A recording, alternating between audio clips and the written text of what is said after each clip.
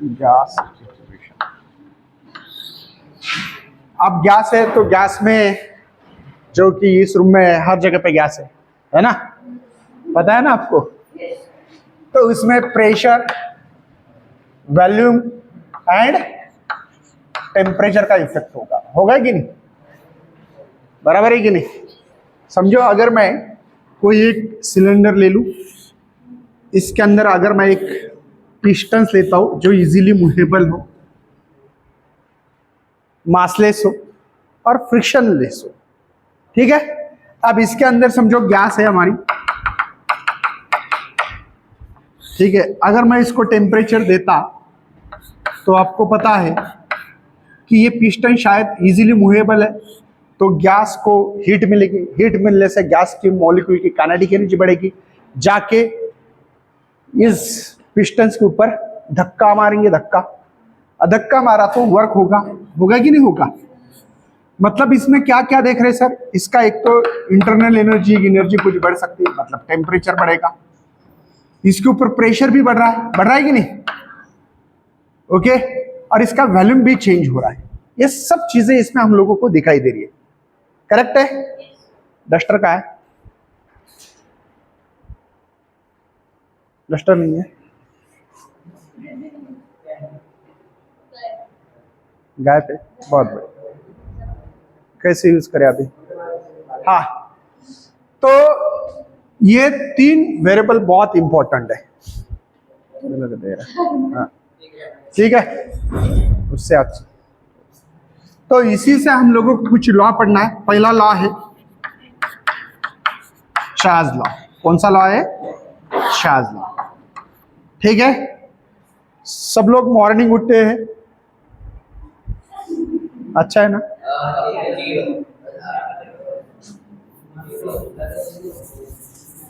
नहीं, कुछ भी रहा तो चलेगा, बस नाक नहीं पूछना चाहिए इससे। तो पहला है चार्ज लॉ, ठीक है। आप लोग सब लोग मॉर्निंग उठते हो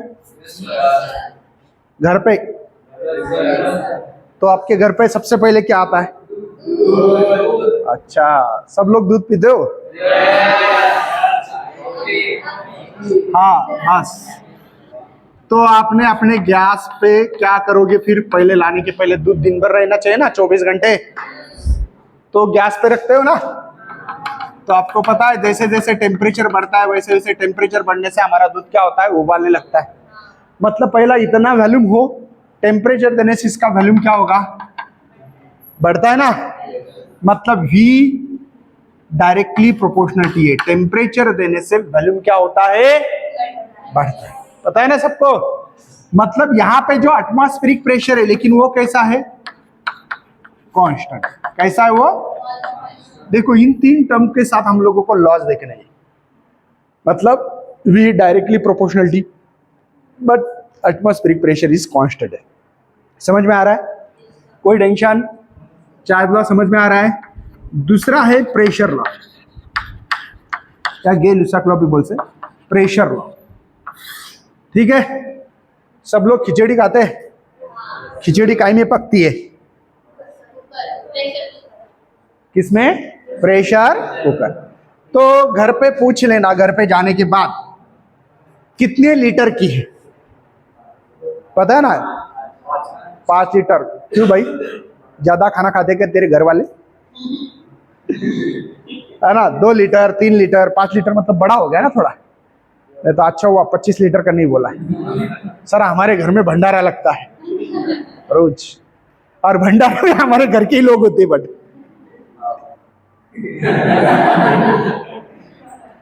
समझे ना। ओके, तो प्रेशर कुकर में हम लोग नीचे से क्या देते हैं? टेम्परेचर देते हैं ना। इसका ढक्कन होता है, ये इसकी सीटी है, बराबर है ना। टेम्परेचर दो तो क्या होगा? इसका क्या होगा? प्रेशर बढ़ता है। क्या बढ़ता है प्रेशर कुकर में? प्रेशर बढ़ता है। मतलब pressure directly proportional to the temperature. But pressure cooker का वॉल्यूम फिक्स होता है। किसी के घर में मेंबर देख के होता है, भाई हमारे घर में 2 ही मेंबर है, हम 1 लीटर का 2 लीटर का, है ना, ज्यादा बड़ा नहीं इस्तेमाल करते, बराबर है। किसी के घर में रहते हैं लोग कम, बट ज्यादा बड़ा लेना पड़ता है कि नहीं? नहीं, उनका खुराक वैसे रहा तो होता है ना, कभी कभी बोल नहीं सकते। अब किसी किसी को भाई 20-25 चपाती, 2 बकेट दाल, है ना, इतनी चावल खाते होगे ना आप? देखो मोगल बोल रहा है हाँ, मुझे पता है ना कोई हाँ बोलेगा, समझे क्या? तो इसका वॉल्यूम कैसे होगा? वॉल्यूम कैसे है? कांस्टेंट है, मतलब pressure is directly proportional to the temperature.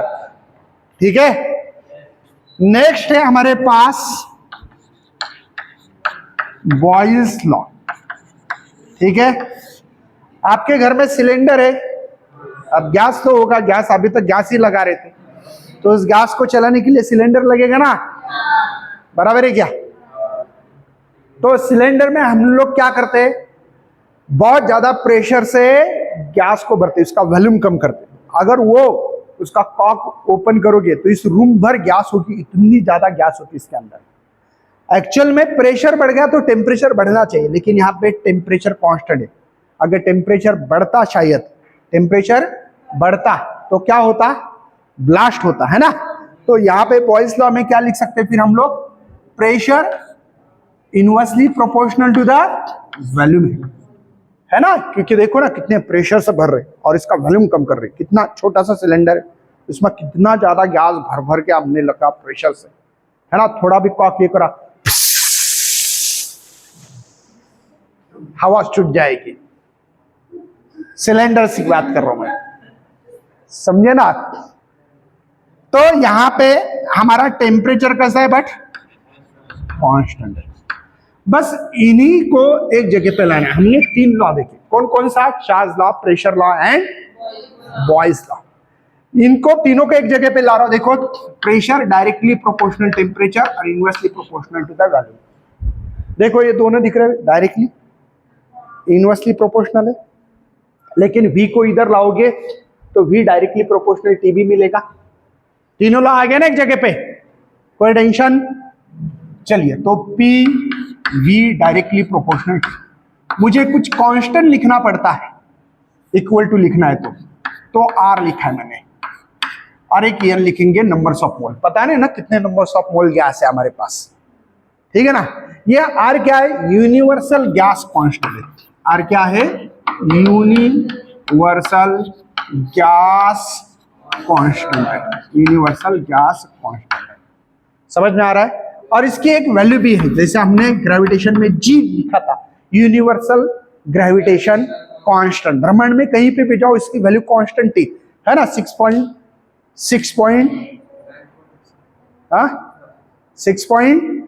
भूल गए, 6.67 10⁻11 न्यूटन मीटर स्क्वायर पर केजी स्क्वायर। आरसीजीएस में 6.67 10⁻8 डाइन सेंटीमीटर स्क्वायर पर ग्राम स्क्वायर, राइट है। आर ये यूनिवर्सल गैस कांस्टेंट है, और इसकी आर की वैल्यू भी है हमारे पास। इसकी वैल्यू क्या है?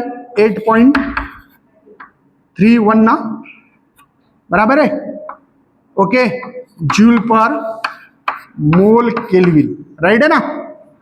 देख लेना टेक्स्ट बुक में, यही वैल्यू है 8.31 जूल पर मोल केल्विन, ठीक है। इसकी कांस्टेंट वैल्यू है। N is the numbers of mole, T is the temperature है, P is the pressure है, V is the volume। इस इक्वेशन को दुआ में याद रखना, फिजिक्स केमिस्ट्री में हर जगह यूज करने वाला इक्वेशन है। आइडियल गैस इक्वेशन है PV is equal to nRT। दुनिया में लेकिन आइडियल गैस पाया जाता नहीं है। भले हम लोग आइडियल गैस की बात कर रहे हैं, लेकिन आइडियल गैस पाया नहीं जाता, क्योंकि आइडियल गैस की जो गैस मॉलिक्यूल्स होते हैं वो इलास्टिक, परफेक्टली इलास्टिक रहते हैं, टक्कर मारने के बाद टूटते नहीं है, सख्त होते हैं, है ना। बहुत सारी इनकी कुछ अजम्पशंस है, वो मानना पड़ता है हम लोगों को। लेकिन आइडियल गैस जो है दुनिया में पाया नहीं जाता। उसके जैसे जो इनर्ट गैसेस है, वो gases just like a ideal gas बोल के बिहेव करते हैं। समझ में आ रहा है? उसकी बात हम लोगों को अगले साल KTG, kinetic theory of gases and radiation में पढ़ना। चलो ये लिख के लेना फटक से, मैं आगे बढ़ने जा रहा हूं। हो गया बाकी का? चलो फटाक से 3 लॉ याद होना चाहिए, Charles law, pressure law, boys law. ये लॉ आपके एग्जाम में भी आ सकते हैं, नोट डाउन करके रखिए। आपके टेक्स्ट बुक में जो बुक मैंने लिखने के लिए बोला है उसके अंदर लिखो, ठीक है। चलो आज फर्स्ट चैप्टर के क्वेश्चन भी पूछने वाला हूं। चलो आगे बढ़ते हैं। अब हम लोगों को थर्मल एक्सपेंशन देना है। देखो टेम्परेचर बढ़ाने से क्या होता है, तो डायमेंशन किसी चीज के बढ़ सकते हैं, चेंज डायमेंशन हो सकते हैं। टेम्परेचर दो, थर्मल मतलब टेम्परेचर, बढ़ाने से, थर्मल मतलब टेम्परेचर, थर्मल एनर्जी मतलब टेम्परेचर बढ़ाओगे किसी ऑब्जेक्ट का, सब्सटेंस का, तो उसके डायमेंशन चेंज हो सकते हैं। अगर मेरे पास एक रॉड हो तो लेंथ बढ़ेगी, पहले 1 मीटर हो तो अभी 1.2 मीटर हो सकती है ना। ये बोर्ड है, इस बोर्ड को टेम्परेचर दोगे, समझो लोखंड का बना हुआ रहता तो शायद इसका एक्सपेंशन होता, तो सरफेस एरिया है ना। अगर मैं इस रूम को गर्म करता तो इसका वॉल्यूम बढ़ता, रूम का वॉल्यूम बढ़ेगा ना, बराबर है ना। मतलब मैं ये बोल रहा हूं थर्मल एनर्जी देने से आपका एक्सपेंशन होगा। तो इसी थर्मल एक्सपेंशन में हम लोगों को 3 एक्सपेंशन देखना है। पहला देखना है लीनियर एक्सपेंशन। पहला कौन सा देखेंगे हम लोग, लीनियर एक्सपेंशन। मेरे पास एक रॉड थी सर, एक रॉड है, तो इसकी लेंथ ओरिजिनल लेंथ है सर हमारे पास L0, ठीक है ना। मैं इसको टेम्परेचर दे दूं तो सबको पता है थोड़ा सा बढ़ेगा, बढ़ गया कि नहीं थोड़ा सा, ओके। इसको LT बोलेंगे।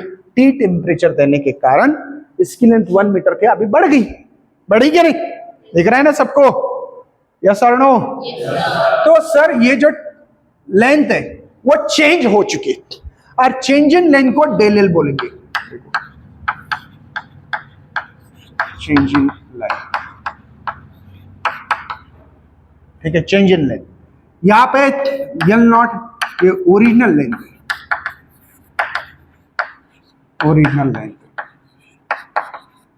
ठीक है। ये इंक्रीज इन लेंथ है, टी टेम्परेचर पे कितनी इंक्रीज लेंथ हो चुकी है ना, इंक्रीज इन लेंथ।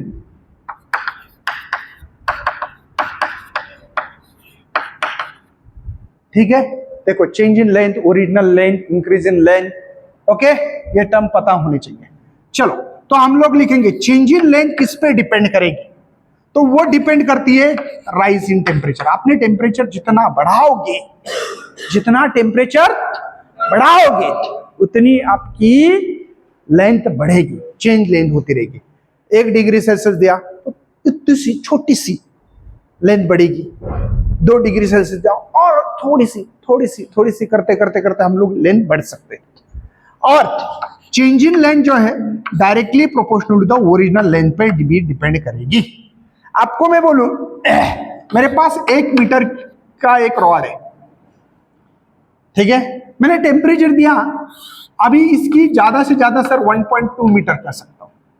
मैं ऐसे थोड़ी बोलूंगा सर मेरे पास 1 मीटर रॉड था, मैंने 1 लाख किलोमीटर उसकी लेंथ बढ़ गई, ऐसे बोलने वाला हो क्या? पॉसिबल है क्या भाई? अरे सोच समझ कर तो बोलना पड़ेगा ना मुझे। तो ओरिजिनल लेंथ कितनी है इसके ऊपर डिपेंड करेगा कि मेरी लेंथ कितनी चेंज हो सकती है, राइट है। इन दोनों को एक जगह पे लिखता हूं, change in length directly proportional to the original length and rise in temperature. ये डायरेक्टली प्रोपोर्शनल का सिंबल है, और यहाँ पे change in length is equal to लिखना है मुझे, ये सिंबल अलग है, ये अल्फा है, इसका नाम भी मैं लिख के दूंगा, कोएफिशिएंट्स ऑफ लीनियर एक्सपेंशन। ये मटेरियल का हर कोएफिशिएंट्स ऑफ लीनियर एक्सपेंशन अलग अलग होता है, ठीक है। तो ये L0, ये डेल्टा, ओके। चलिए मुझे अल्फा निकालना है, तो अल्फा एक कोएफिशिएंट्स ऑफ लीनियर एक्सपेंशन है, change in length divide by original length and rise in temperature, okay. यहां पे मैं कुछ लिख के दे रहा हूं आपके लिए, अभी ध्यान रखिएगा इसको क्या बोलते हैं, मैंने ऑलरेडी तो लिख के दिया था लेकिन और भी लिख के दे रहा हूं। Delta is the rise in temperature या चेंज इन टेम्परेचर भी बोल सकते हो, कितना चेंज करे, चेंज इन टेम्परेचर है ना। अल्फा कौन है सर? अल्फा है कोई coefficient of linear expansion, coefficients of linear expansion. बात समझ में आ रही है? कोएफिशिएंट्स ऑफ लीनियर एक्सपेंशन है। चलो सर उसको अलग भाषा में लिख सकते हैं हाथ, कैसे? चेंज इन लेंथ का मतलब क्या है? मैं पहले यहां पे लिख के दूंगा चेंज इन लेंथ मतलब क्या। चेंज लेंथ हो रही है तो मुझे बताओ कौन सी लेंथ बड़ी है, एल टी बड़ी है, एल नॉट बड़ी है? तो किसमें से किसको माइनस करना पड़ेगा? जैसे मैंने बोला था ये 1.2 है और ये 1 है, तो कितनी चेंज हो गई है? ये है 1.2 मीटर और ये है 1 मीटर, तो मुझे बताओ कितनी चेंज हो चुकी है? 0. तो क्या किया आपने? तो आपने काम किया sir L T minus L not किया, राइट है ना? यही चीज है ना चेंज इन लेंथ मतलब। चलिए चेंज इन टेम्परेचर जो है उसको कैसे लिखोगे सर? टी, इसका टेम्परेचर टी माना और इसका इनिशियल टेम्परेचर को टी नॉट बोला है। समझ में आ रहा है आपको? चेंज टेम्परेचर कितना हो गया वो भी लिखना पड़ेगा, ठीक है? चलिए लिखते हैं अल्फा डेल एल की जगह पे सर ऐसा लिखना था मुझे, L T minus L not divide by L not, और ये temperature T minus T not. कोई शक है तो बता सकते हो। इसी को कोएफिशिएंट्स ऑफ लीनियर एक्सपेंशन बोलेंगे। और इसको कैसे पढ़ना है, रीड कैसे करना है? तो रीड करते समय ध्यान रखना, the coefficients of linear expansion is defined as, क्या है? Change in length to original length and rise in temperature, ठीक है? इसी को हम लोग कोएफिशिएंट्स ऑफ लीनियर एक्सपेंशन बोलते हैं। अगर इसका एसआई यूनिट बोलते तो एसआई यूनिट देखो, लेंथ है तो मीटर है, ये भी लेंथ है मीटर है, और टेम्परेचर के लिए केल्विन या डिग्री सेल्सियस, तो मीटर मीटर गेट भी कैंसिल, पर केल्विन या केल्विन इनवर्स भी लिख सकते हो, केल्विन इनवर्स चलेगा। हाँ चेंज इन लेंथ, देखो डेल एल को चेंज इन लेंथ लिखा मैंने, चेंज इन लेंथ, ये डेल एल है ना, एल नॉट कौन है? ओरिजिनल लेंथ, और डेल टी कौन है? तो चेंज इन टेम्परेचर या राइज इन टेम्परेचर बोलो, क्यों? चेंज कर रहा हूं मतलब बढ़ा रहा हूं मैं, तो ये एक्सपेंशन होगा ना। एक कॉमन सेंस की चीज है, समझो कि आपने को क्या बोलना चाहिए और क्या नहीं। चलो बढ़ना आगे, बहुत इजी, लीनियर एक्सपेंशन है। आप सेम है ना एरियल एक्सपेंशन पढ़ेंगे, बट जहां जहां एल दिख रहा है, जहां जहां वहां ए इस्तेमाल करो, काम खत्म। सिमिलरिटी बिल्कुल, अभी बस नींद नहीं आनी चाहिए, है ना? चलो अभी एरियल एक्सपेंशन, अभी क्या देखेंगे हम लोग? Areal expansion.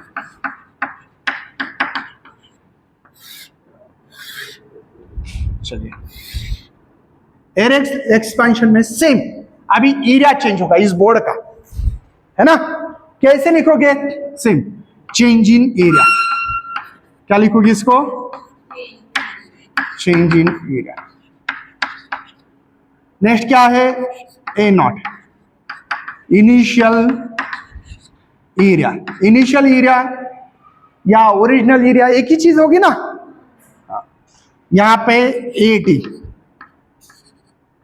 क्या लिखना है? ए टी को increase in area, increase in area, ठीक है? चलो दोबारा, change in area is directly proportional to the change in temperature.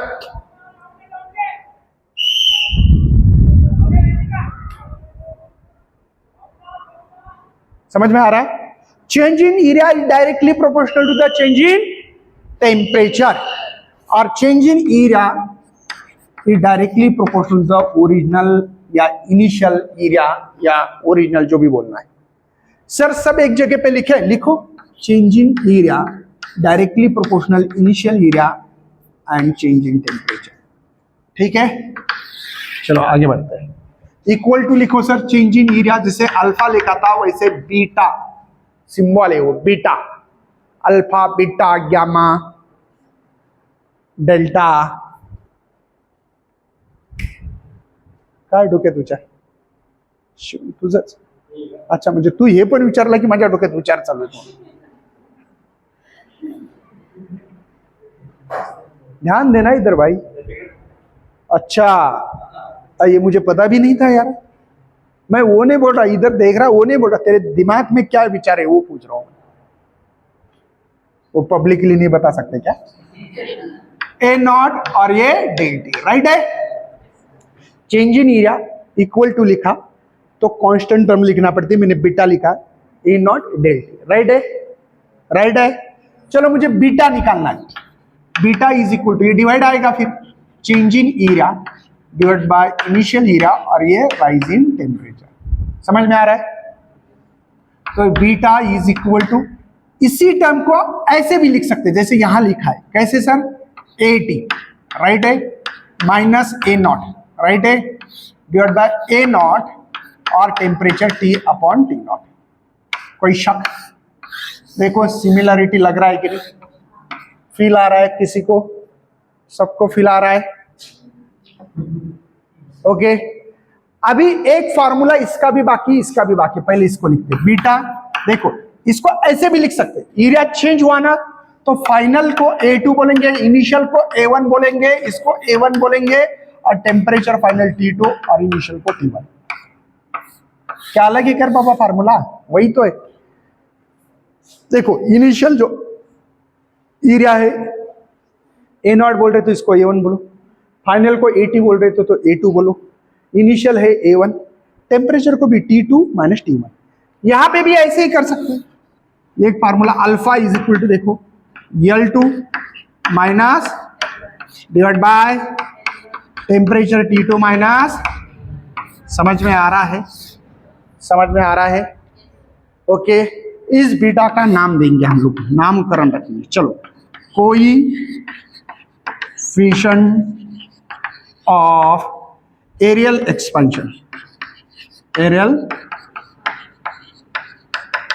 Expansion, areal expansion, coefficients of areal expansion. कोई शक? समझ में आ रहा है? All is well.